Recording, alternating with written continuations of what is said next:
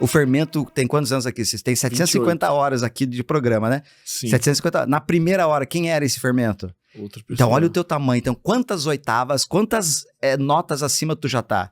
Então, isso reflete o crescimento da vida humana quando observado. Do tipo, tá, em que nível eu tô para determinado assunto? Eu não tô falando só do cognitivo, não. Daqui do racional, do entender e tal. Falando da experiência humana na Terra.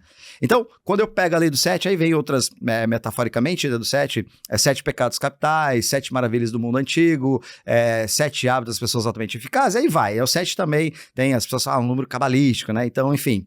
Quando olha isso, você pensa, pô, isso aí é algo místico, é esotérico, ou seja, foge da linha da ciência. E sim, não tem absolutamente nada a ver com ciência. Se você está buscando ciência, você tem que fugir do Eneagrama. Porque nada foi comprovado científico. Cadê o embasamento disso aqui? Mas parcialmente, porque onde que eu acho? Porque, por exemplo, o Big Five, ele tem um nível de evidência, não sei exatamente. Sim, ele é cientificamente comprovado. Cientificamente comprovado e tal, tem um nível de evidência maneiro sobre as personalidades. Perfeito. Isso aqui, de alguma maneira, a gente trabalha as personalidades de cada indivíduo aqui dentro. Perfeito. Teoricamente, de uma maneira que tu acredite ser mais completa do que o Big Five. Sim, por quê? Porque quando eu falo da evidência, porque tem a ceticidade das pessoas e o nível que elas estão apegadas à ciência, principalmente nesse modelo que nós vemos, o capitalismo, é assim, é a individualidade, é a ciência, é o cara que, pô, ele joga tudo pra si, Então, nesse lugar, ele vê o quê? Nesse nível, como é comprovável isso? Eu tenho que me ancorar em outras teorias pra provar algo. Eu não quero provar nada pra ninguém, né? Tu me conhece. A ideia é, que fim dá isso aqui, então, quando aplicado? Aí isso me preenche. Eu falo, opa, pera aí, agora nós entramos num lugar legal. Porque quando eu trabalho o processo de personalidades com o indivíduo, eu levo ele pra um lugar de alteração, de cocriação de um novo movimento interno que reflete no mundo externo. Então, por si só, isto bastaria pra mim. Então, ele é trabalhado em 3 níveis a ferramenta. Primeiro nível racional. Pô, entendi. Cada característica, cada personalidade tem uma característica. Essa característica, então, eu posso me entender, me encontrar. Ok, grandes coisas. Você pega um signo, qualquer outra coisa, e longe de menosprezar, mas é bem por aí. Depois, nível emocional. Quanto isso reverbera em ti? Que nível tu usou essa ferramenta para acessar algo que normalmente você esconde de você? E aí são 3 aspectos que tu tá aprofundando agora. Por exemplo, se eu olhar sua característica, eu vou falar elas aqui pra vocês falar, entendi, eu sou tal característica, eu sou tal personalidade. Beleza, ok, pro raso isso serve. Uhum. Agora, é possível aprofundar a nível espiritual com essa ferramenta? Sim. E por quê? Eu tenho que ter clareza do porquê que eu vou usar isso, assim como uma furadeira. Você vai no modo emocional, você começa a olhar para comportamentos que teve no passado e perceber, caraca, realmente eu fiz isso. Eu pensei isso, eu fiz exatamente dessa forma e eu não me orgulho por ter feito. E nessa falta de, as tolices que nós fazemos na vida, você vai encontrar um padrão. E nesse padrão, ela vai te trazer medo, raiva ou nojo. Tá, sente. Você vai, você vai sentir, não tem como. Assim, pra mim durou 3 meses. Putz, quando eu olhar mesmo, tá?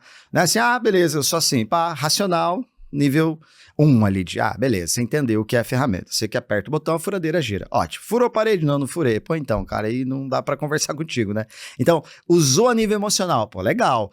Eu aprendi, Rafa, tu pode me falar onde? Eu aprendi que o meu movimento, ele tá ligado a este pecado emocional, esse vício emocional. Uhum. Esse vício emocional, ele brota em mim nos meus mecanismos de defesa e me faz ter tal comportamento. Isso é uma merda, cara, pra dentro de casa. Isso é ruim com a minha esposa, é péssimo aqui no podcast, é ruim com o patrocinador. Só que até então você não vê, porque o comportamento se dá muito no quê? Numa repetição, não é isso? Uhum. Nós criamos as trilhas neurais e vamos então repetindo um comportamento. Assim facilitamos o funcionamento dessa máquina que rouba tanta energia nossa aqui para nos mantermos vivos. Ok, nessa facilidade de se comportar, muitas vezes o comportamento nem vai passar mais pelo filtro de sim ou não. Ele já foi aprovado. Uhum. Já é assim. Automático, é o hábito. Beleza, e quando virou esse automatismo, eu passo a não ver. E quando eu não vejo, como é que eu curo? Como é que eu melhoro? Como é que eu cresço? Como é que eu evoluo? Então, se você olhar o resultado das pessoas, por que é tão fácil medir a mediocridade? Porque eles não têm esse hábito de olhar pra si. E se você pega os últimos 5 anos de uma pessoa, você vê o que lá?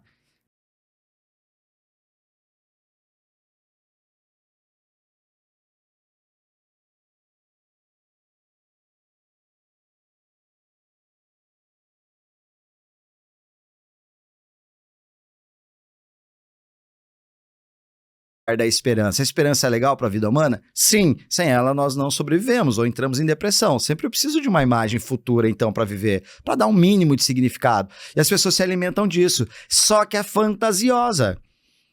Para ver. Se eu falo, não tem concorrência no Brasil.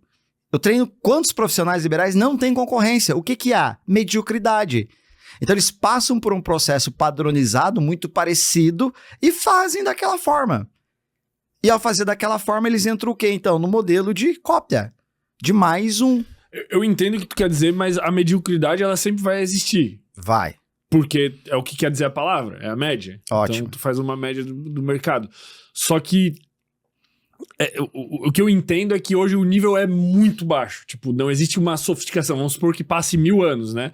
E a gente tem uma pirâmide de nível de conhecimento ou de evolução humana, vamos botar assim. Bom, talvez hoje o que a gente tem aqui no topo seja a base de uma próxima pirâmide. E aí a mediocridade aqui dessa próxima pirâmide, dessa próxima sociedade mais evoluída, é uma mediocridade mais aceitável do que a mediocridade que a gente tem hoje em dia. Eu acho que sim. É nessa linha. Uma coisa é tu ser medíocre na Suíça, outra coisa é ser lá no interior do Pará, do Nordeste, que nem água tu tem.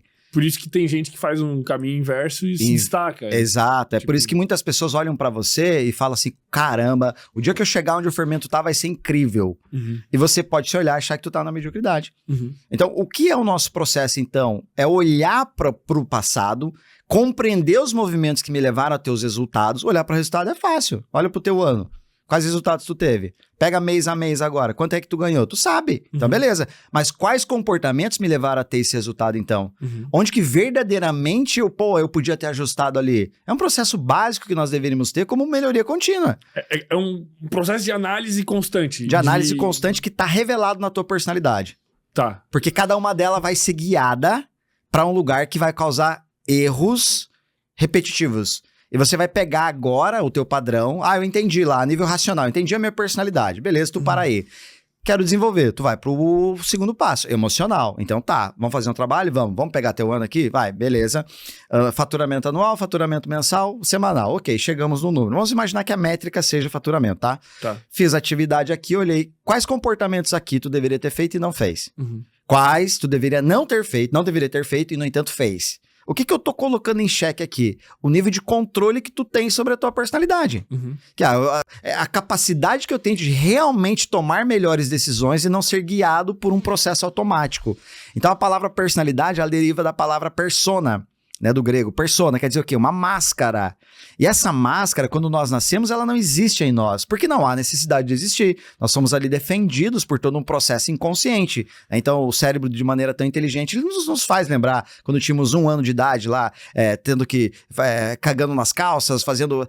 apaga tudo. É um processo de, realmente, construção do nosso interno aqui. Chega um momento do tempo que aí eu começo a ter uma espécie de identificação. Eu começo, então, a olhar para mim, que são os meus pensamentos, e para o mundo. Aí vem o processo da fala. E quando na fala já está aqui trabalhando dentro de nós o processo de mundo interno, mundo externo. Mamãe olhou feio para mim, papai sorriu, eu sorri. Todo aquele processo de construção interna vai sendo guiada. E neste momento, quando eu percebo que o mundo, de alguma forma, é agressivo demais, eu tenho a percepção de dor, eu coloco uma máscara. Para personalidade, é como sendo assim, imagina, meu filhinho tem 1 ano e 2 meses de idade. Ele tá lá na fase, tu olha pra ele, ele sorri, ele é super, obviamente, uma criança super inocente e tal, gargalhada, ele tá maior barato. A minha outra filha tem 9. Então, peraí, eu já tenho que saber chegar, ela já tem um estilo, ela tem um tempero de ser. Com base nisso, quando surgiu então, quando o Theozinho tem 1 ano e 2 meses, ele tá se formando aqui, ele tá agora construindo o processo cognitivo dele, todo, né, o processo interno de desenvolvimento, mas num dado momento, ele vai começar com a fala, e aí nós vamos perceber assim, ele pode falar no momento, Theo quer água. Beleza, tá se desenvolvendo, Theo quer água. Olha que curioso isso, cara. E no momento que ele fala, eu quero água, ele tá identificado com os pensamentos. Ele começa a existir pra ele mesmo. Pra ele mesmo. Uma autopercepção. E aí o problema, Fermento, veja bem, cara, que pra mim, você vai passar uma vida inteira acreditando nisso. Que você de fato, os seus pensamentos. E porque, vamos lá, pra uma forma simples. nós vamos nascer, tal, beleza, o bebezinho nasce. Metaforicamente, ele chora. Aí ele chorou. Quando ele chora e dá essa respirada, então a alma habita o nosso corpo. A energia, chame do que quiser, né? Habita o nosso corpo. Então, fato, o que muda de um cara morto para um vivo? A existência de uma energia. Aí isso simbolicamente, bom, uma alma. Alguns vão falar centelha divina, então pode dar o nome que quiser, mas nós concordamos no fato. Existe algo que nos torna vivo.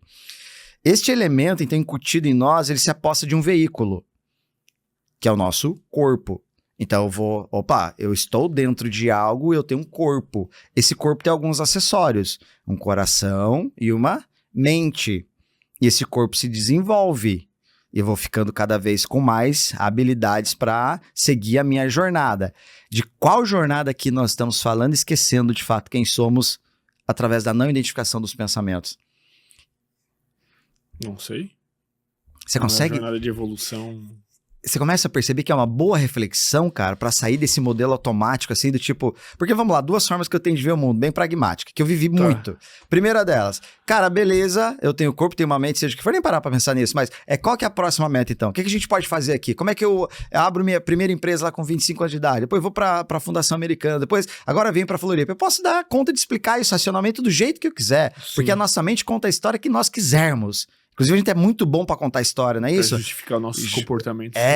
Exato. Então, eu fiz por conta disso, e aquilo causa um alívio imediato. Então, aí, com a recompensa secundária, eu crio a rotina, então, de me justificar, né? Por isso que você vai conversar com uma pessoa, 5 minutos de conversa, não vai render o papo aqui. Porque tu já conhece a estatura emocional da pessoa. Você fala, não deu.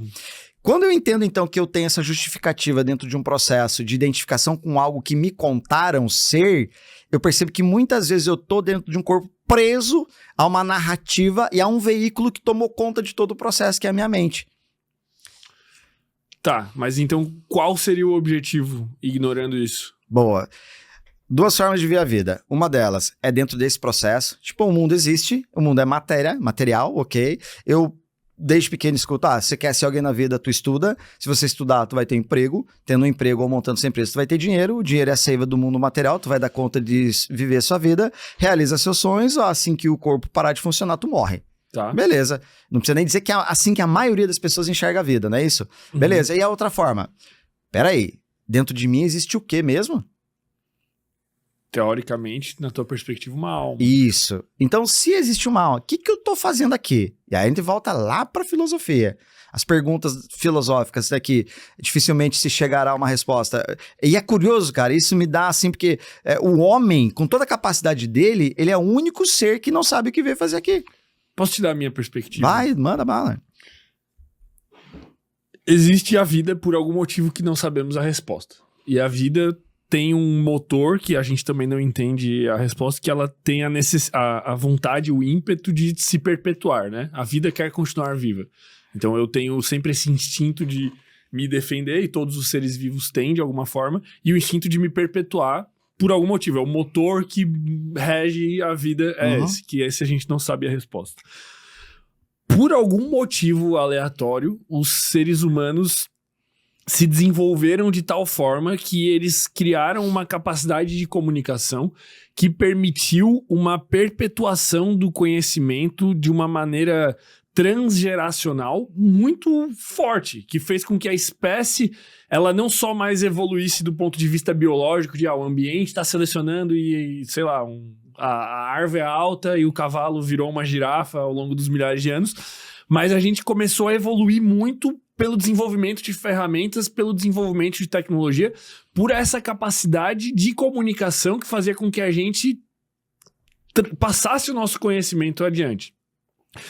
Isso vai culminar num auge quando a gente não só passa o conhecimento adiante através da comunicação, mas a gente começa a passar o conhecimento adiante através da escrita. Então isso é um marco que faz com que a sociedade evolua de uma maneira exponencial. Tanto que a gente tá aqui hoje, sei lá, eu não sei fazer um microfone, eu não sei... Tudo que eu tô usando aqui para me comunicar, eu tenho que agradecer ao cara que inventou a roda, ao cara que inventou o fogo, eu tô conectado com eles de alguma forma. Só que o que acontece? o mundo moderno começa a tecnologia evolui tanto que o mundo moderno começa a me desconectar das minhas necessidades biológicas e do ambiente ao qual, teoricamente, eu deveria estar vivendo. O que começa a gerar um conflito na minha cabeça e no meu sistema biológico. Por exemplo, eu fui selecionado por uma escassez de alimentos na qual eu deveria ter que correr atrás de um javali, de caçar, de encontrar uma fruta numa árvore e comer instantaneamente. Uhum. E hoje a gente tem comida abundante, pelo menos para a maior parte do planeta. Sei lá, tem crianças no Iêmen passando fome, um monte de coisa assim. Só que o que isso traz? Isso faz com que, cara, a minha biologia tá selecionada para escassez, mas eu vivo no mundo moderno. Por isso que a gente vai ter obesidade. A minha biologia tá selecionada para ter que pegar sol e caçar e me conectar com a natureza e fazer 1 milhão de coisas que a gente fazia antes, e agora eu não preciso fazer essas coisas para sobreviver. Isso faz com que eu tenha depressão, com que eu tenha outros transtornos. A própria luz artificial não deveria existir, faz com que eu tenha um sono todo desregulado, que só o sono desregulado já causa vários transtornos. É o que surge? Essa falta de propósito em ter que suprir as minhas necessidades biológicas constantemente. Por exemplo, eu não preciso fazer mais nada para sobreviver, para buscar abrigo, para ter reprodução, para não sei o quê, faz com que eu tenha que buscar um propósito que não deveria existir. Porque o propósito de, tem que fazer faculdade, tem que estudar, tem que não sei o quê, eu tenho que me conectar, eu tenho que as almas, eu tenho. Isso só surge a partir do momento em que a gente perde o propósito de unicamente sobreviver, arranjar abrigo, se alimentar e perpetuar a espécie. Então, na minha opinião, esse outro propósito, ele não verdadeiramente existe. Ele surge como uma necessidade mental, porque senão a gente olha e fala, cara, a gente é uns macacos biologicamente construindo prédios e não faz sentido o caminho que a gente tá levando. Não. Aí começa a surgir essa necessidade do ser humano de, não, somos almas. Esse é o meu ponto de vista, que é um ponto de vista... É do caramba, claro, pô. Que faz sentido. Faz sentido, né? Pra nossa mente, ela faz muito sentido, cara. É isso, beleza. E como que eu posso, então, olhar pra alguém tão evoluído como o homem tá literalmente adoecendo? Beleza. Eu segui o processo, me desconectei do lado do que íamos fazer e estamos vivendo essa fase. Pô, com tanto processo que nós podemos construir, nós construímos tanta coisa fora e apodrecemos por dentro. Então, um transtorno mental é o nome que dá para o sofrimento da alma. Então, no meu ponto de vista, peraí, qual é a lógica da existência, então, de eu estar aqui num processo, evolutivo ou não, né, dado a biologia, a darwiniana, seja o que for, eu olhar para esse processo, darwinista que seja, olhar para esse processo, não, é assim, nós evoluímos. Pô, que merda de sentido de vida é essa, cara? De olhar e falar, e aí tu fica caminhando, porque é assim, sim, que sentido tem? Duro. É duro, porque daí eu preciso pegar, e é isso que eu falei dos dois mundos, eu preciso pegar disso que tu me falou, porque senão eu não sobrevivo aqui, o gratiluz, né? Eu sou gratiluz e tal, tá ferrado, tá com dívida, pô, eu não posso acreditar nesse cara, me desculpa. Sim. Eu acho que a vida humana, ela exige o materialismo de alguma maneira, o pagar conta, o viver com prosperidade, o honrar compromisso, honrar o seu nome, a vida humana exige isso aqui, pô. Nós somos encarnados num corpo, queira, né? Entenda da forma que entendamos, somos encarnados num corpo. Então, na minha visão, 2 narrativas. A primeira é exatamente essa. É assim, é assim, cara, as regras são essa, tu segue, lá no tempo das cavernas era assim, tu estuda a história era assado, e agora é nessa forma aqui. Tu compreende que nos doutrinam pra um lugar a seguir regras que eu nunca topei seguir? E daí eu ouço e eu falo, pô, é isso. E aí eu acho legal, porque é isso. Porque o que é isso? É contexto e coesão. Aí a mente fala, não, é isso, faz sentido. E dá um puta trabalho questionar. Não, eu vou questionar a existência humana. Aí, eu vou entrar em diversas linhas, filosofia, psicologia, astrologia, seja o que for. Mas o questionamento, ele nos aproxima de algo que tá obscuro. Quando eu sigo, eu digo amém, eu continuo aqui. O que tu tá fazendo? Pergunto pras pessoas, onde é que tu vai? Trabalhar. Quando eu falo trabalhar, ainda tá bom. Mas eu vou pra guerra, vou pra luta. Você vê que costumeiramente nós repetimos coisas que, cara, não tô de acordo com isso aqui. Uhum. E é nesse lugar de não acordo que vem o sofrimento da alma. Mas, pô, essa é minha visão. Gostou desse corte? Deixa o like e inscreva-se no canal.